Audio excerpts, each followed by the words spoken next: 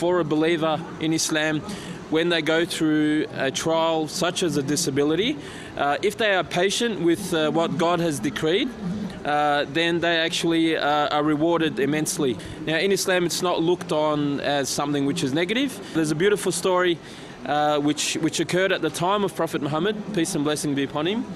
And there was a lady, and she had a disability which she was having a lot of problems with. She came to Prophet Muhammad, peace and blessing be upon him, and she actually said to him, "O Prophet and Messenger of God, can you please supplicate to God, to Allah, and ask Him to, remove this disability and this illness from me?"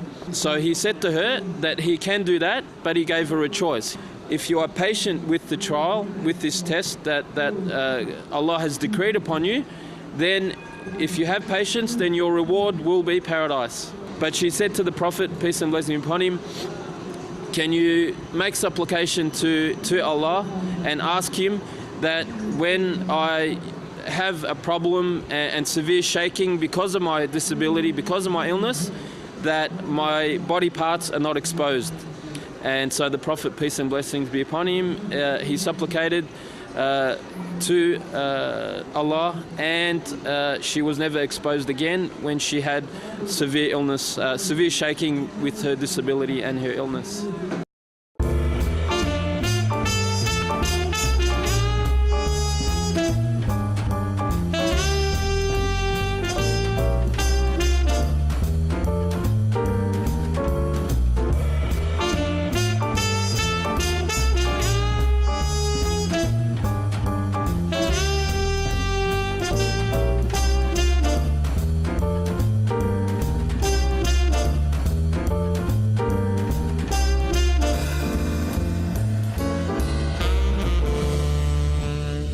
Thanks for joining us for another episode of Chair Chat.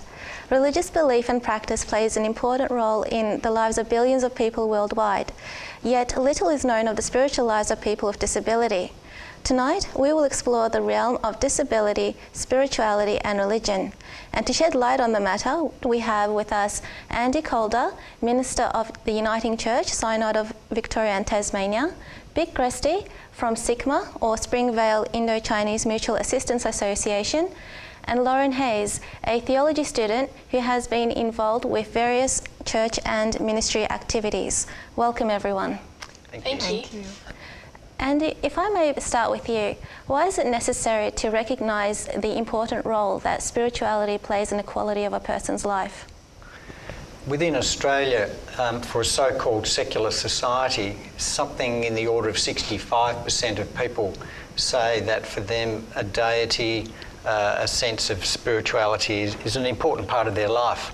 But it seems to be this intersection of spirituality and disability is something that we really don't talk about very much. It's as if it's a taboo. You've done extensive research on the matter, and one of which was the Multi-Faith and Disability Project called To Belong, I Need to Be Missed, and that was first of its kind in Australia. Could you tell us what some of its key findings were? Yes, the Uniting Church partnered with some funding from the Office for Disability, and they recognised that many faith communities are in fact part of the government's social inclusion agenda. Faith communities haven't been considered as part of that. So we interviewed 18 people with disabilities and leaders from Buddhist, Jewish, Christian and Islamic traditions. And it was very, very interesting to have a comparative stories, if you like, of the good things, the not so good things that were happening. And the three main things that people told us that were very important to them were, firstly, that they wanted to be able to get into the building, into the place of worship. The second was that they want to feel welcomed, as anybody would. And the third thing was that they would like to have a say in what their participation would be, to be afforded the opportunity to be a leader, to do tasks that anybody else in a faith community would do, rather than being seen as people who were passively involved. So they were the three very important things. Yeah, Vic, if I may ask you, you are a disability support officer with Sigma, and recently you staged an Aged and Disability Services Expo titled Vietnamese Happy Living Day. Could you tell us what this was about? Yes, back to 2008, I had done a small research with the Vietnamese carer who care for children with disability. The research has shown that there are some issues like lack of understanding about disability and disability services, language barrier. They have refugee background, and they stigma attached to the disability, and that's why I find a way to do the expo to provide some information for the Vietnamese community, understand more about disability and disability services, and it's also provide for the service provider have face-to-face chat with the Vietnamese community to understand their need.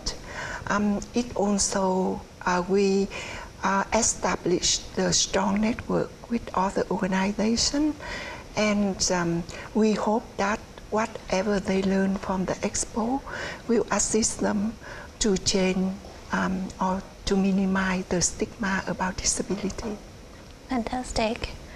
Now, Lauren, you have a keen interest in theology, and you have been involved with various church and ministry activities. Could you describe to us how participating in your faith community influences your life? Sure. I guess it's similar to being part of any sort of community, whether it's a choir or a sporting club or something. It gives you a kind of a space and a place to belong, and you have people that you connect with similar interests.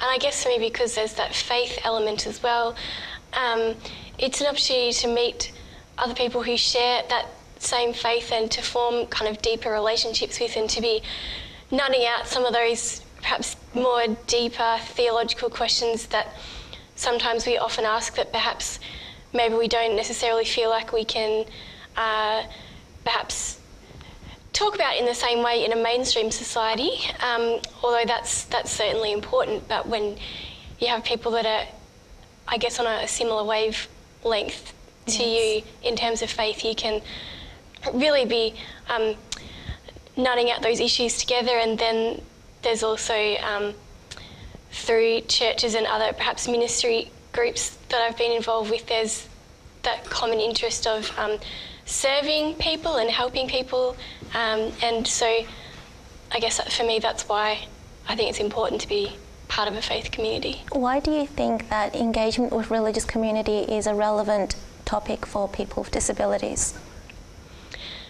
I think it's really important because people with disabilities are wanting access to all areas of society, and I think for whatever reason, faith communities is something, as Andy was saying, that isn't talked about much, and access to that is somehow left off the list. I think we find perhaps with disability service providers, there's advocacy around accessibility to public spaces, but perhaps because a lot of the faith communities run their services or programs on weekends, and then disability service providers may not work then, and so getting access to those things for some people can be more difficult. Yes. And when faith communities are often a microcosm, I suppose, of the larger society, so you see reflections, you see people from diverse backgrounds, but people with disabilities are often missing from those communities. So I think it's an issue that really needs to be talked about more. Definitely, and thanks everyone. Well, we'll be back with more after the break.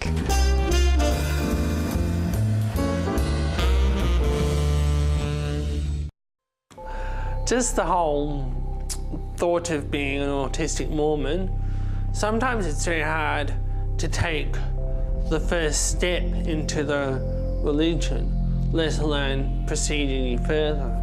There's an enforced quiet and being the type that likes to talk. I always want to know more, so that's why I would love the church to be able for me to attend via Skype.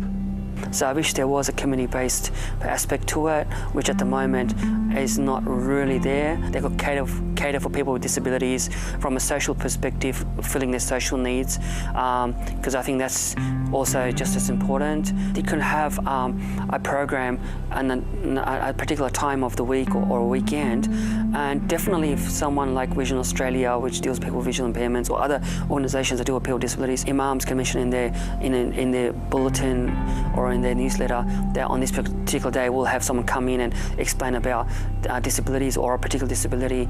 People that want to come and attend can come and listen to this. We'll just give some more like an educational program. I think that's the way to go about it.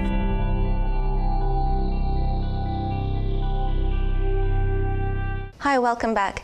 Tonight we're talking about disability, spirituality and religion. So we come to the perennial question that perhaps most people with disabilities have asked at some point in their lives, which is, why me? Lauren, has this question ever crossed your mind? And if so, how do you explain it in terms of your faith? It has crossed my mind, but probably more so when I was younger. When you're going through your adolescent years and sort of thinking about your identity and how your disability kind of fits in with that. And I suppose I thought about it then, and as someone who had just started to begin to explore my Christian faith, I initially had that idea of, maybe God's given me this disability for a reason and I can use it for really positive things and whatnot. And as I've gotten older, I guess my views of my own disability have changed, and I probably now tend to ask the question, well, why not me? I'm not any different, I'm not any more special, and disability is something that can affect all of us. And I guess in terms of my own faith, I don't see myself as being chosen or anything like that. It's just part of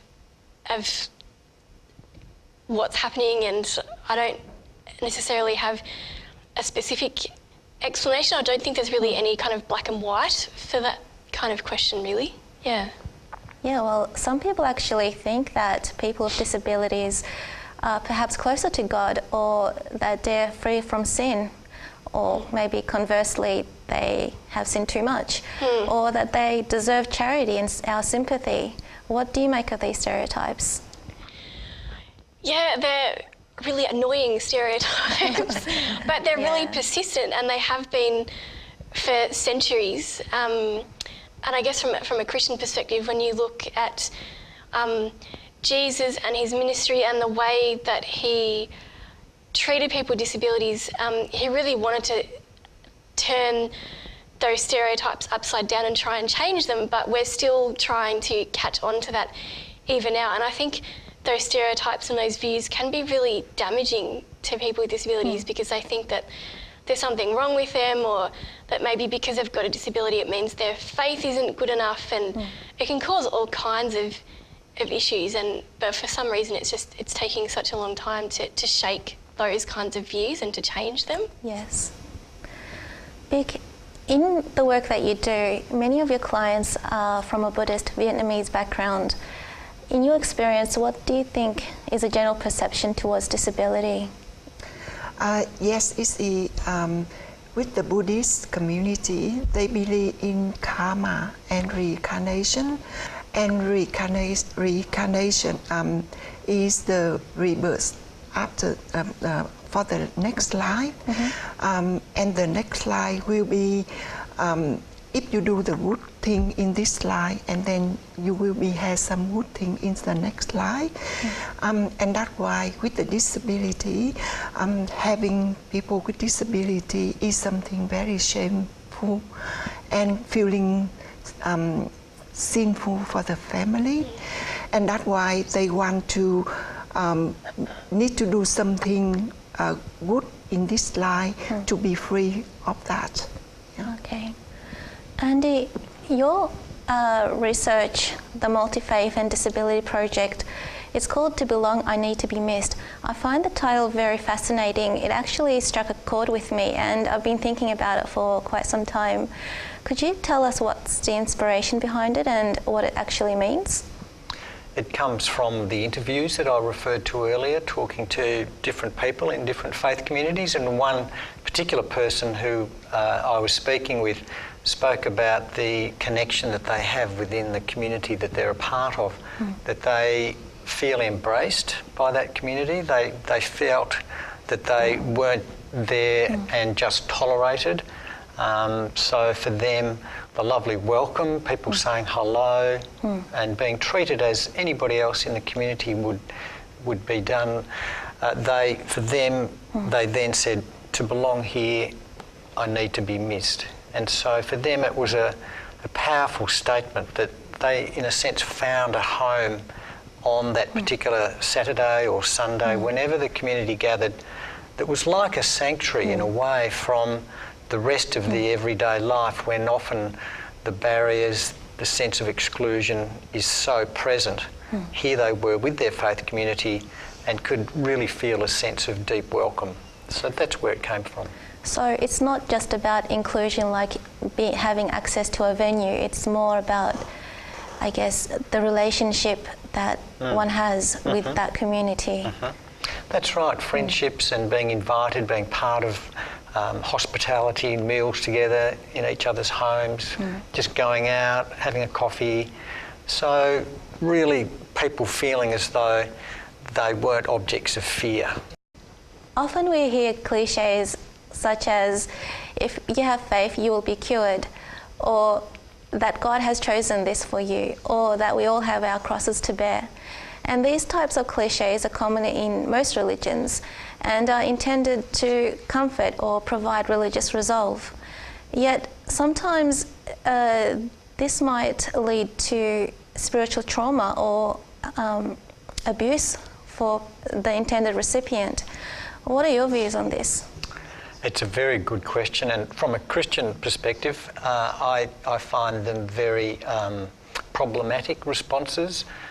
People naturally seem to say these things, but when you analyse it a little bit, it's really saying, because of who you are, you've done something wrong. Disability equals sin, and I think it's a pastoral, a personal response that we need to really rethink and find other ways of saying to somebody, okay, this is your situation, what does your faith mean to you in this circumstance?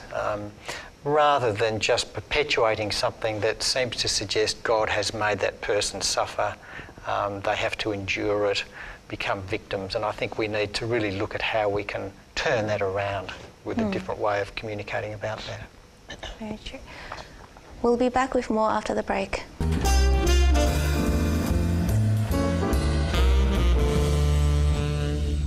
I have a son called Ollie, 11-year-old Ollie, who has multiple disabilities, including autism, epilepsy and intellectual disability. Jewish tradition teaches us of our obligation to ensure equal access for all people and to help facilitate the full participation of individuals with disabilities in religious and public life. Do not separate yourself from the community. Accordingly, we must prevent anyone from being separated against their will. We have been clients of an organisation called Jewish Care. The main service they've provided to us has been respite. We take our son once a month on a Saturday for 5 hours, and he's cared for by qualified and trained disability carers and paid. They're paid. They do embrace disability and do whatever they can to enable people with disability to participate in society and to have access. I think we're actually experiencing, it's not just what the theory says, but it's actually really happening. We're so committed to accepting and protecting and respecting and loving Ollie that we put it on a t-shirt. just to, if you like, certify our commitment. And Ollie's got a T-shirt too.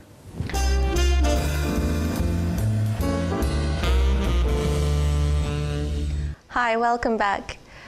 Vic, could you tell us some of the outcomes of the Vietnamese Happy Living Day Expo, and do you have anything planned for the future?